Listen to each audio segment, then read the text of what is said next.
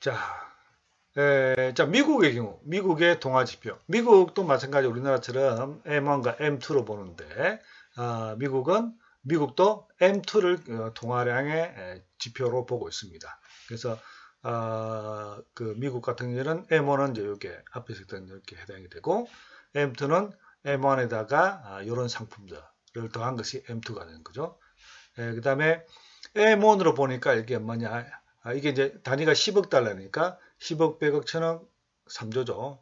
3조 2천억 달러. M1을 다 이제 측정해 보니까 3조 2천억 달러더라. 근데 같은 기간에 M2로 범위를 넓혀서 그날의 통화량을 보니까 얼마예요? 12조 5천억 달러. 엄청나게 차이가 나죠. 예. 그러니까 이제 만약에 M1을 통화량 지표를 기준을 M1으로 본다면 시중의 통화량이 너무 적게 이제 측정하는 거게 되겠죠. 그래서 이제 M2 보면 훨씬 더 거의 뭐 3배, 뭐 4배 정도, 4배 정도 되죠. 4배 정도의 어떤 통화량의 차이가 나는 겁니다. 자, 그럼 우리나라 보고요. 우리나라 2016년에 통화량 지표의 어떤 그를 보면, 자, M1 기준으로 보니까, M1 기준이니까 이게 단위가 10억 원이에요. 그죠? 10억 원이니까 590, 595조, 약 800조죠. 그죠? 800조. 800조. 그러니까 M1, 2016년 우리나라 M1 기준으로 봤을 때 통화량은 800조라는 이야기예요. 자, 그런데 M2를 보니까 얼마예요? 2,400조, 2,400조, 2,400조. 그러니까 한 3배 정도, 3배 한 3배 정도, 그죠? 3.3배 정도의 차이가 나는 거죠. 예. 그래서 이렇게 크게 차이가 난다는 얘기죠.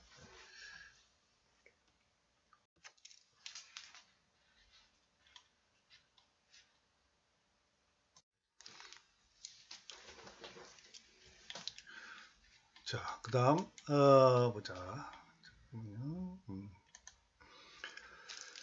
자, 우리나라 통화량 지표 또 다른 그림을 한번 보시도록 하죠. 자, 2016년 기준으로 보면 총 M1이 얼마냐니까 734조입니다. 734조인데 각각의 M1을 구성하는 구성 비율을 한번 봅시다. 734조에서 자, 현금이 얼마냐? 현금. 뭐 시중에 돌아다니는 지폐나 동전이 이제 11%예요. 11%. 전체 M1에서 차지하는 비중이 11%고 이게 얼마냐니까 81조. 그죠? 81조. 그다음에 요구불 예금이 190조. 그죠? 190조. 190조죠. 그 다음에 이제 수수입 7조씩 저투층 예금이 이제 460조 되죠. 네. 그래서 M1에서 사실 현금 통화가 차지하는 비중은 10%밖에 안 된다고 볼 수 있고요. 자, 그다음 M2 기준으로 봅시다. M2 하니까 2,300 그죠? 2,340조, 2,340조인데 요 안에서 보니까 M1은 31%고요. 그죠? 그 다음에 이제 그 제일 많은 것이 만기 2년 미만의 정기 예금과 정기 적금이 되겠죠. 39%예요. 그 다음에 많은 것이 어떤 건가요? 요거네요. 뭐 기타, 그죠? 기타가 있고, 그 다음에 이제 2년 만기 2년 미만의 금전 신탁, 그 다음에 수익 정권들, 그 다음에 양도성 예금 증서, 이건 이제 CD라 그래요. CD 예금 증서. 이게 다 합해서 2340조인 거죠. 그러니까 이렇게 차이가 나죠. 자, 그런데 여기서 봅시다. 자, 우리나라의 통화량 측정 기준이 M2라고 했잖아요. M2. 자, M2, 자, 2340조에서 현금이 차지하는 비중은 얼마예요? 현금이 차지하는 비중은 81조에 불과해요. 81조. 81조. 자, 81조면 보통 우리가 이제 통화라고 했을 때, 그죠? 통화라고 했을 때 여러분 딱 떠오르는 게 보통 현금이잖아요. 그죠?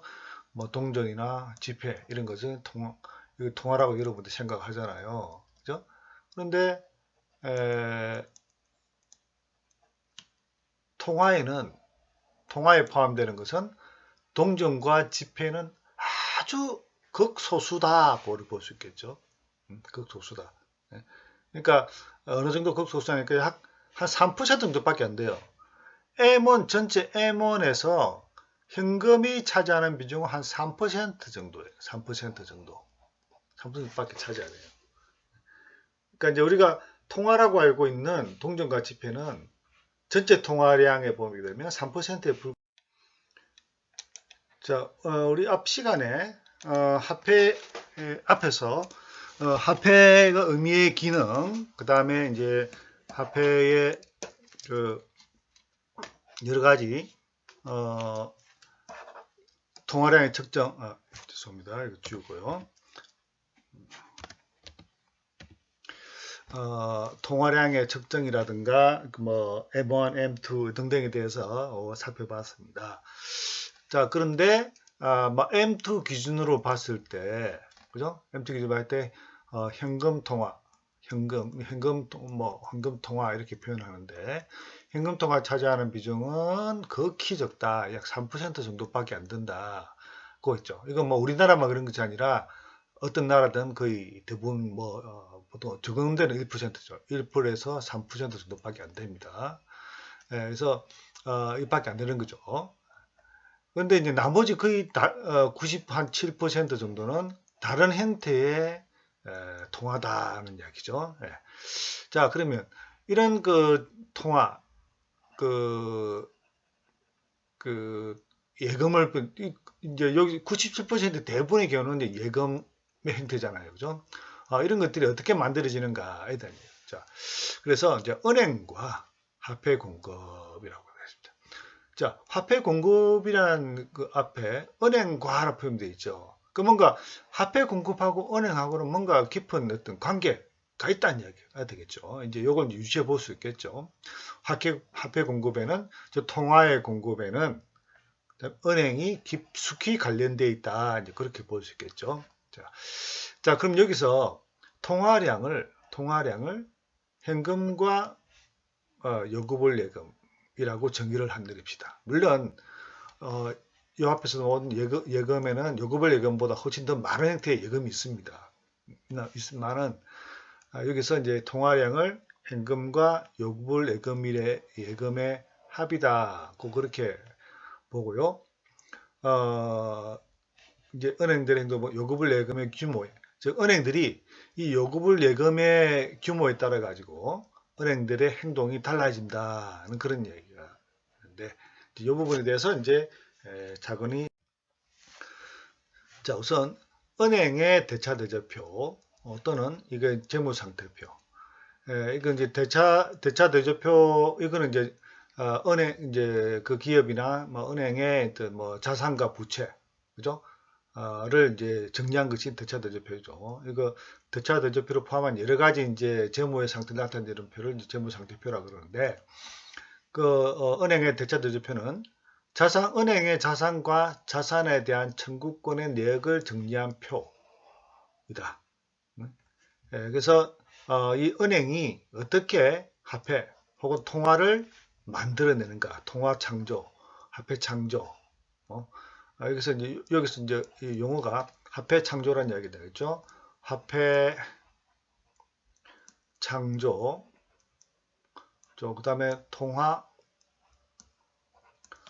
창조, 또 다른 말로 신용 창조, 이런 식으로 교과서에 따라 가지고 표현하는 용어가 조금씩 다 다릅니다. 그러니까 이제 어떤 교과서는 화폐 창조, 또 통화 창조, 신용 창조, 혹은 뭐 진용 창출, 이런 식으로 뭐 표현은 각각 다 다릅니다만 똑같은 의미를 가지고 있습니다. 그래서 은행이 어떻게 화폐 창조, 통화를 창조하고 신용을 창조하는가를 살펴보려면 그 은행의 대차대조표를 다 이해를 해야 된다. 그래서 이 대차대조표는 보통 이제 이렇게 T형 모양을 가지고 있습니다. T 모양인데 이게 이제 여기 이제 좌변의 왼쪽 편, 좌변의 자산, 우변에는 이제 부채, 그 다음에 순자산을 이제 표현합니다. 그러니까 이제 이쪽에는 은행의 자산을 여기 항목을 적고, 그다음 금액을 적고요.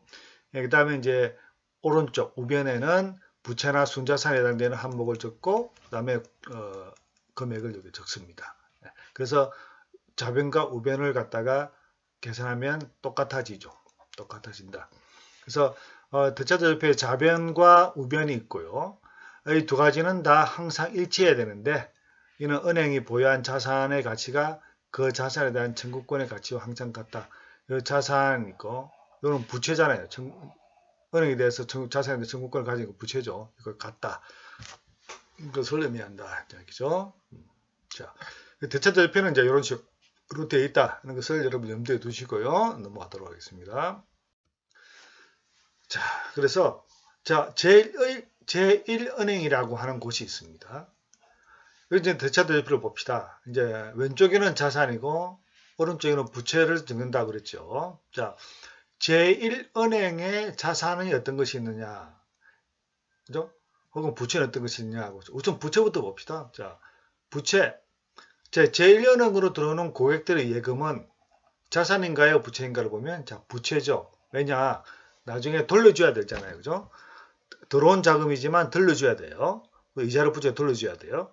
자, 그래서 이제 그 예금은 부채에 해당되기 때문에 부채에 해당되는 항목의 예금이라고 적고요. 그게 얼마냐? 자, 100달러다.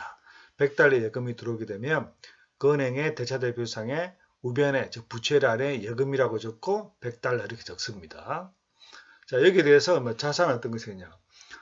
자, 이게 이제 직업준비금이에요. 이게 이제 직업준비금이 100달러예요.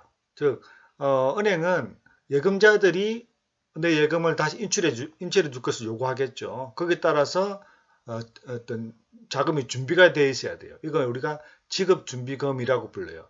그 직업준비금은 은행이 가지고 있는 자산이죠. 남의 것이 아니죠. 이게 이제 100달러가 되겠죠. 100달러다. 100달러다. 근데 여기서 자, 직업준비금이라는 용어에 대해서 한번 또 알고 넘어갑시다. 그 리저브를 해가지고 직업준비금인데 은행 예금 중에서 대출되지 않는 금액이에요. 보통 은행은 예금 100달러의 예금을 받아서 그잖아요. 100달러 예금을 받아서 그냥 가만히 가지고 있다가 가만히 가지고 있으면 나중에 이제 이 100달러 예금이 들어온 데 대해서 이자를 줘야 되니까 이자 줄 돈이 없잖아요. 그죠? 그러니까 은행은 이 예금을 받아서 뭘 해줘요?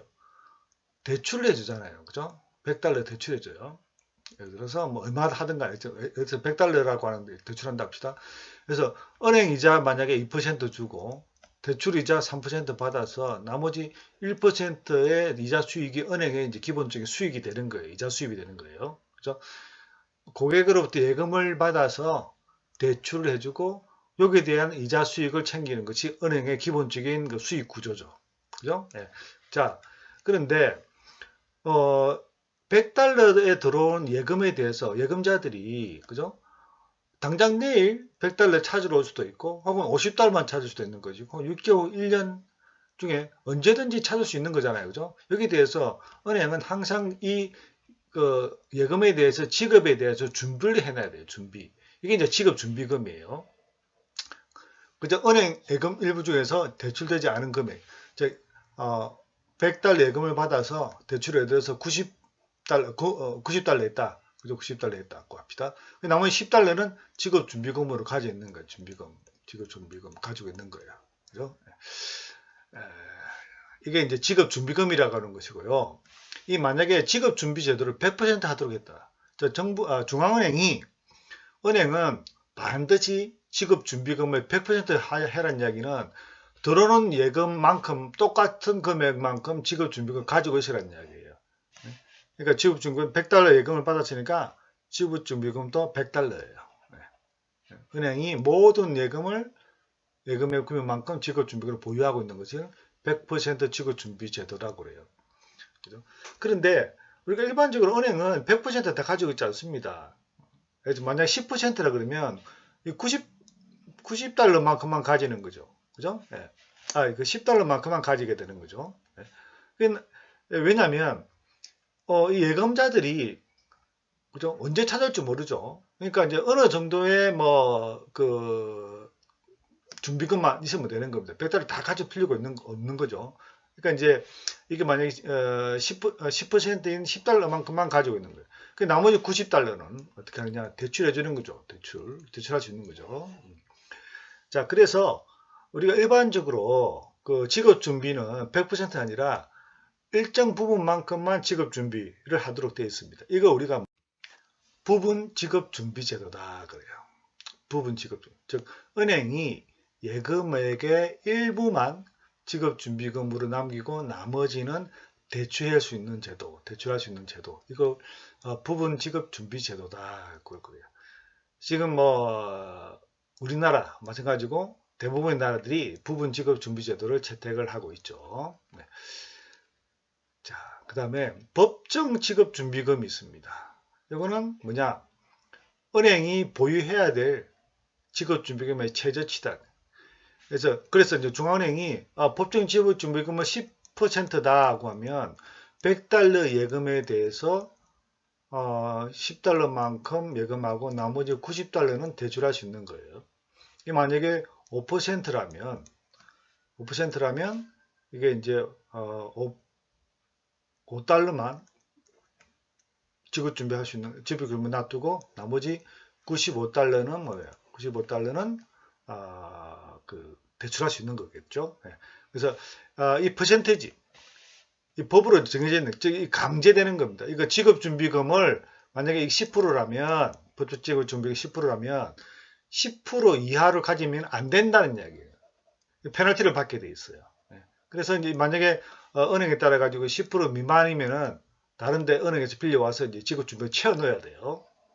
다른 은행에서 빌려받거나 혹은 중앙은행부터 빌리거나 그래서 지급준비금을 정해진 비율만큼 채워내야 되는 그 지급준비금의 최저치를 법정 지급준비금이다 그래요. 보통 일반적으로 지급준비율 했을 때는 이제 이걸 이야기합니다. 자, 그런데 여기서 법정 지급준비율에다가 추가로 보유하고 있는 은행이 보유하고 있는 지급준비금을 초과 지급준비금이다 그래요. 예를 들어서 그 법정 지급준비금이 10%인데 어떤 은행은 10달러만큼 지급준비금을 가지면 돼요. 그 90달러는 대출해 줄 수 있어요. 그런데 은행은 경영상의 필요에 의해서 혹은 또 좀 더 우리는 지급준비금을 좀 더 많이 가지려고 한다. 신용도를 높이기 위해서라든지 여러 가지 의미로. 그래서 이게 15%라고 합시다. 그러니까 10%는 법정 지급준비금이 되는 것이고 5%만큼은 뭡니까? 초과 지급준비금을 이제 은행이 자율적으로 이거는 강제해서가 아니라 은행에 자율적으로 가지는 거죠. 그러면 은행은 15달러의 지급준비금과 85달러의 대출을 할 수 있겠죠. 이렇게. 자, 이거 법정 지급준비금은 강제적으로 반드시 해야 되는 지급준비금이고, 초과는 은행의 자율에 따라 가지고, 은행의 경영 결정에 따라 가지고 초과 지급을 가질 수도 있고, 안 가질 수도 있다는 이야기고요. 자, 그 다음 지급준비율은 예금 중에서 은행이 지급준비금으로 보유하는 금액의 비율, 그러니까 퍼센테이지죠. 10%하고 5%. 이게 이제 지급준비율이 되겠죠.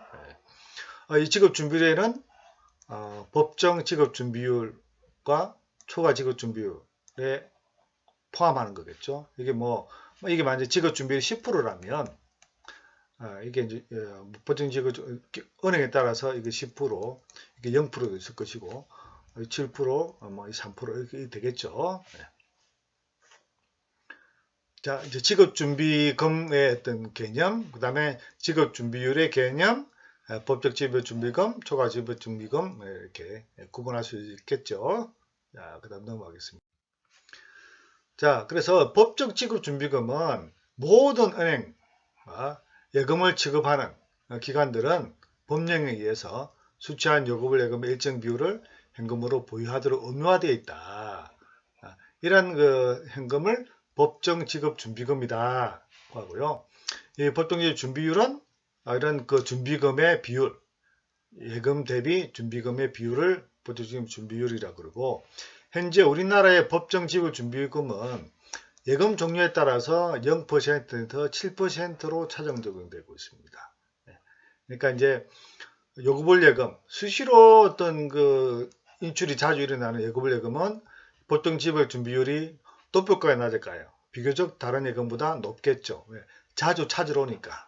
그죠? 그만큼 지역구 준비금 많이 해야 돼요. 그 다음에 정기적금이나 정기예금과 같이 만기 전에는 거의 찾아가지 않는 그런 예금의 경우는 보통 지역구 준비율은 0%에 가깝습니다. 네. 낮죠. 아주 낮죠. 그러니까 이제, 그 예금자들이 얼마나 자주 예금을 인출을 하는 예금이냐에 따라서 높을 수도 있고 낮을 수도 있다. 그렇게 볼 수 있겠습니다. 자, 그 다음에 이제 조금 그런 예금 통화 성수라고 하는 좀 어려운 용어가 나오는데요. 뭐 줄여서 통화 성수라고도 합니다. 예금 통화 성수라고 하는 데 있고 교과서에 따라서 통화 성수라 이렇게 짧게 이렇게 표현하는 경우도 있습니다. 자, 이건 뭐냐면 1달러의 그 지급준비금으로 은행 제도가 장출할 수 있는 예금 통화의 양이다. 고 이렇게 표현할 수 있습니다. 자, 그래서 좀 더 설명할게요. 통화 성수의 효과는 화폐 창조 과정을 통해서 은행이 전체적으로 몇 배만큼 더 많은 예금 증가로 이어지는가를 나타내 주는 것이다. 이 배수를 통화 성수다고 하는 거예요. 자, 화폐 창조 과정을 통해서 몇 배만큼은 더 많은, 즉 어떤 예금이 몇 배만큼 더 많은 예금의 증가, 즉 화폐 증가로 이어지는가를 통화 성수라고 그렇게 표현을 한다는 이야기죠. 그래서 이거는 이제 여러 가지 설명을 좀 하면서 또 하면 여러분 좀 더 이해가 되실 걸로 봅니다. 자, 그래서 이제 통화 성수는 뭐냐? 법정 지급 준비율의 역수다. R분의 1이다. 얘기죠. 그러니까 아까 법정 지급이 만약 10%다. 그러면 이게 지금 10%죠. 그러면 이게 뭡니까? R이 0.1이 되겠죠. 0.1분의 1이에요. 그럼 통화 성수 이거 얼마예요? 10이 되죠. 네? 그러면 이거 뭐냐면 10이고요. 만약에 법정 지급 준비율이 0. 이게 보자. 20%라고 봅시다. 20%. 20%일 때는 어떻게 되죠? 0.2가 되겠죠? 0.2분의 1이 되겠죠? 그럼 이건 뭐가요? 5가 되죠? 자, 이게 이제 통화성수, 통화성수 10이고 통화성수 5다. 이건 뭐냐면, 자, 여기 보세요. 자, 지급 준비율이 높을수록 은행 예금 중에서 대출되는 금액이 줄어들어서 예금 통수가 작다. 자, 지급 준비율이 10%, 20%가 높죠. 높을수록. 높으니까 어때요? 통화 성수가 5고 20보다 낮은 10%니까 통화 성수가 10이잖아요. 그죠? 그러면 지급 준비율이 높으니까 은행 예금에서 대출된 금액이 줄어들어서 예금 통화 성수가 작아져요. 작죠. 이게 이 말은 무슨 냐면 10%라면 지급 준비 10%라면 5%보다 높은 10%라면 100달러 같은 경우는 90달러죠. 그죠? 90달러만큼 대출해 줄 수가 있잖아요. 즉 100달러의 예금 중에서 대출되는 금액이 90달러예요. 90달러예요. 그런데 예금 통화 성수가 만약에 10%라면 10% 잘못됐네. 자, 10%라면 90달러만큼은 대출할 수 있어요. 자, 근데 은행 그 지급 준비율이 만약에 20%라면 그죠? 100달러에 20%니까 80달러죠. 대출할 수 있는 금액이. 은행이 예금 중에 100달러 중에서 대출되는 금액이 80달러예요. 그죠? 그러면 이게 이제 그 80달러라고 하는 것은 뭐냐면 이 90달러, 80달러의 대출은 뭐냐면 자, 여러분이 어떤 은행에서 그 90달러 대출을 받는다면 대출 받을 때 90달러를 갖다가 현금으로 주는 게 아니죠. 만약에 이제 뭐 국민은행에서 예금을 대출을 받는다면 90달러 대출을 받는다면 90달러 현금으로 받는 것이 아니라 여러분이 국민은행에 예금 통장을 만들어요. 그죠? 그러면 그 예금 통장에 90달러를 이제 찍어주는 거예요. 예? 딱 적혀 있는 거죠. 그러면 여러분들이 이제 90달러 이제 예금 통장을 가지고 뭐 은행에서 찾던 ATM 기계를 통해서 찾던 이렇게 이제 현금으로 쓸 수 있는 거예요. 그죠? 그러니까 뭐냐면 은행이 하는 대출은 은행의 대출은 또 다른 그 은행의 예금이 만들어지는 거잖아요. 예금이 만들어져요. 아시겠어요? 자, 그래서 이 100달러라고 하는 예금을 가지고, 100달러가 하는 예금을 가지고, 그죠? 그 지급 준비율이 10%일 때, 90달러라고 하는 예금을 만들어지잖아요. 만들어졌죠. 대출해 줬는데 이 대출은 일단 그 통장에 들어가기 때문에 예금이 만들어지는 거예요. 자, 20%의 지급 준비율이라면 80달러만큼의 예금이 만들어지는 거예요. 그죠?